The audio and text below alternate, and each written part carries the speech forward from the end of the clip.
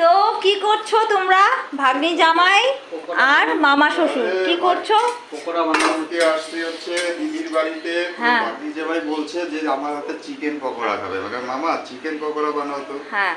তো আমি ভাবলাম যে না, ফার্স্ট টাইম, ঠিক আছে ভাগ্নি জামাই যখন বললো তাহলে ঠিক আছে ট্রাই করে দেখি। হ্যাঁ। এখন জানি না কেমন হবে, হ্যাঁ। এখনো কমপ্লিট হয়নি, কেবল চিকেন পকোড়া হচ্ছে, ভাজা হচ্ছে, ফ্রাই হচ্ছে, এরপরে পেঁয়াজ লেবু চাট মশলা দিয়ে তারপরে মাখবো, তারপরে টেস্ট করে দেখবো যে কেমন হয়। তো তুমি কি টেস্ট করেছো কিছু? হ্যাঁ হ্যাঁ টেস্ট করেছি, দুর্দান্ত হয়েছে।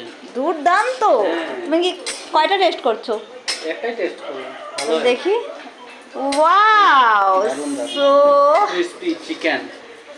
সেই হচ্ছে, দেখো আরো ভাজা হচ্ছে। তুই খাবি রে? আরো মুড়ি নিয়ে চানাচুর নিয়ে দাঁড়িয়ে আছি। ও বাহ বাহ, সুপার। তো ফাইনালি আমরা চিকেন পকোড়াটা খাচ্ছি। তোমরা কে কে খাবে অবশ্যই চলে এসো চিকেন পকোড়া খেতে বন্ধুরা। বাবা দেখ বন্ধুরা চিকেন পকোড়া খাইতে আসতে বল বাবা। ভিডিও করে